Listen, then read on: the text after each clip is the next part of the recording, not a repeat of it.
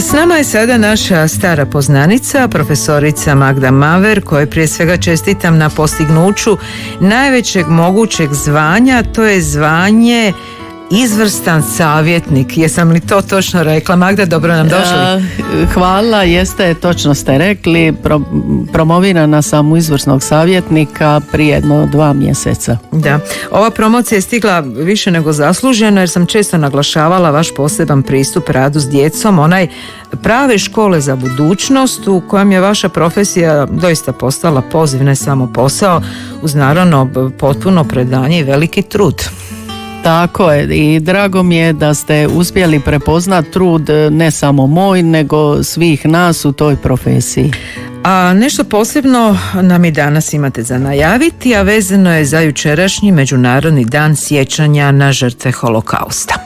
A mi ćemo sutra 29. siječnja u 18 sati u Gradskoj knjižnici Marka Marulića obilježiti Međunarodni dan sjećanja na žrtve Holokausta, tako da će učenici Graditeljsko-geodetske tehničke škole izložiti svoje radove na tu temu i 2 učenika te iste škole, to su Ivan Tunović i Adriano Radonja, oni će održati predavanje o Holokaustu općenito i o spašavanju Židova na teritoriju nezavisne države Hrvatske. Kažite mi, što mladi misle o Holokaustu? Pa ja mislim da će biti najbolje da vam pročitam esej mog učenika Dominika Sarića, pa ćete iz tog eseja uspjeti iščitati što mladi misle o Holokaustu u NDH. Holokaust je vrhunac zamračenja ljudskog uma i povijesti. Holokaust je drugo ime za mržnju, nepravdu, okrutnost, nevine žrtve i patnju.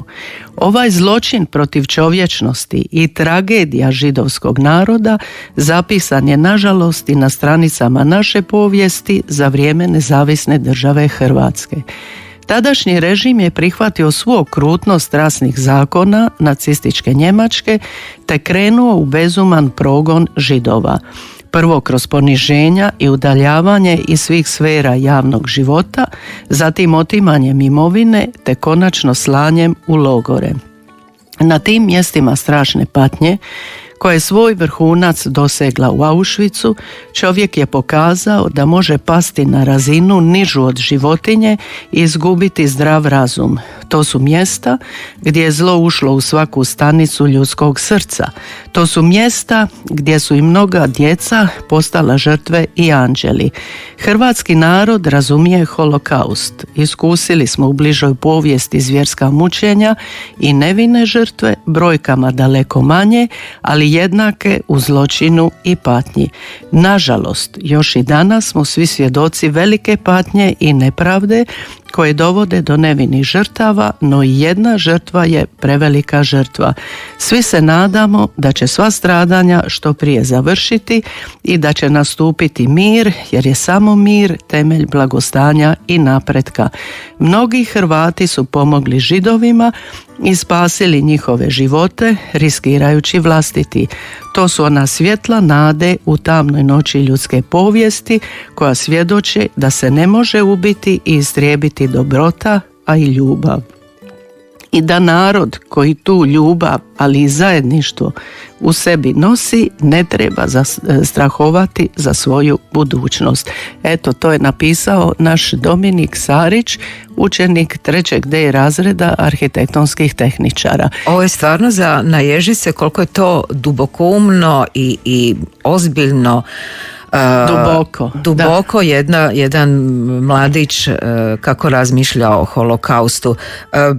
Što bi se moglo, koji bi se zaključci zapravo mogli izvesti iz samog obilježavanja?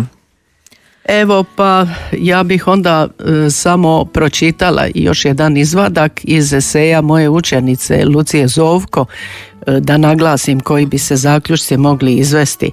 Kaže, nakon spoznaje ovakvog užasa samo nam preostaje nadati se da se ovakav masovan genocid i ideologije koji izdvajaju manjine kao da su životinje nikad više ponoviti neće.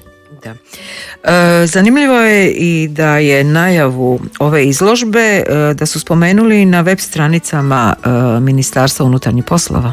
Tako je, izložbe, likovni uradci mojih učenika, evo ja ću ih sad spomenuti, to su Ante Brdar, Luka Fidler, Lucija Ilić, Adriano Radonja, Ivan Bubalo, Karla Roso, Petra Vejić, Gabi Trogrlić, Marta Ivančić, Lana Strman i Lucija Zovko, s tim da su Lucija Zovko i Adriano Radonja, uz to što su dali dosta svog kreativnog žara svojim likovnim uradcima, Lucija Zovko je napisala i krasan esej, a Adriano Radonja će sutra skupa s Ivom Antunović održati to predavanje o holokaustu i zapravo značenju i značaju obilježavanja istog.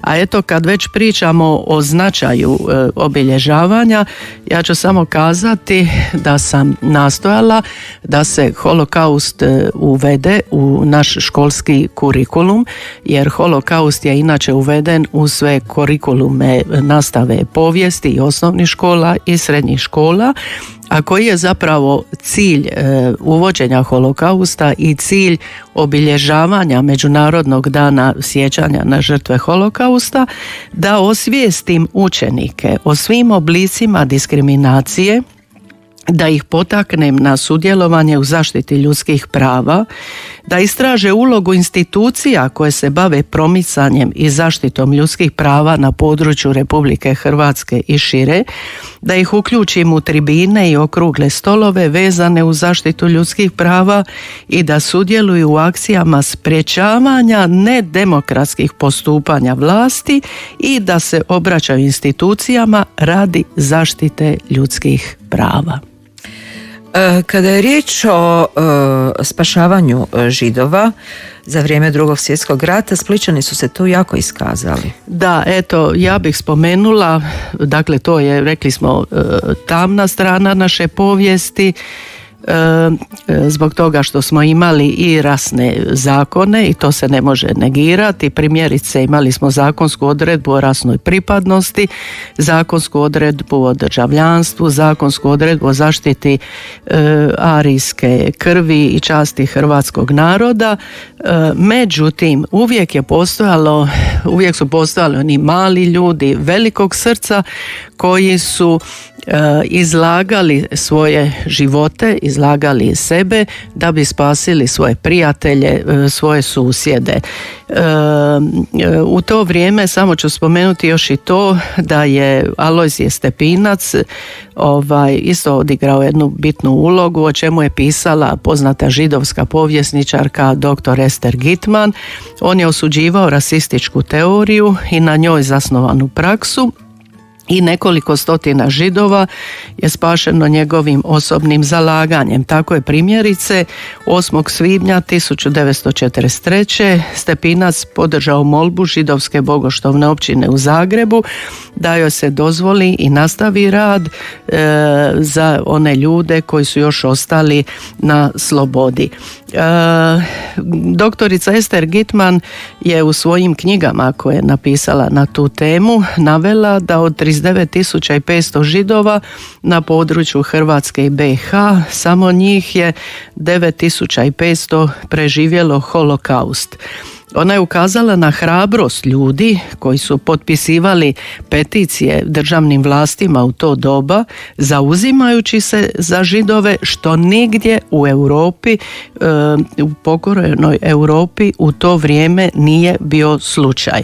Tako da je istraživala i Hrvatski državni arhiv i otkrila je da postoji 400 pisama koje su potpisale tisuće Hrvata kojima se od Pavelića traži oslobođenje Židova. Njih se spašavalo prijelazom u talijansku okupacijsku zonu u Dalmaciji, tako je i doktorica Gitman isto spašena jer je iz Sarajeva došla u Split. Iz Splita je bila prebačena na Korčulu. Na Korčuli je s majkom i ostalim Židovima provela par godina i nakon toga je bila prebačena u Italiju u Bari. Dakle, Dakle, više od 3000 Židova je prošlo kroz sam Split iz NDH, a oko 5000 Židova je uspjelo pobjeći iz NDH na područje pripojeno Italiji. U tom spašavanju Židova dosta su Splićani isto odigrali jednu veliku ulogu i ja sam ponosna na svoj grad po pitanju toga. Da. Jedna priča o spašavanju jedne imotske židovske obitelji slijedi u nastavku našeg programa. Vama, Magda, zahvaljujem na razgovoru, još jednom čestitam na zasluženom postignutom zvanju. Naravno, vidimo se sutra na otvaranju izložbe. U koliko sati? Izložba će biti otvorena u 11 sati kad će početi i predavanje mojih učenika, tako da pozivam sve zainteresirane građane, a ne samo građane, nego i sve školarce, osnovnoškolce i srednjoškolce, jer će imati što vidjeti. Evo, samo bih još napomenula da je predsjednica židovske općine, gospođa Ana Lebel, oduševljena njihovim radovima, ja ću je sad citirati. Ovi radovi su nadišli sva moja očekivanja, koliko god su lanjski bili odlični, ovi kao da su još snažniji. Molim vas da prenesete autorima moje divljenje i zahvalnost i u ime židovske općine Split. Pozdravite te divne mlade ljude, svoje učenike. Hoću, hvala lijepa.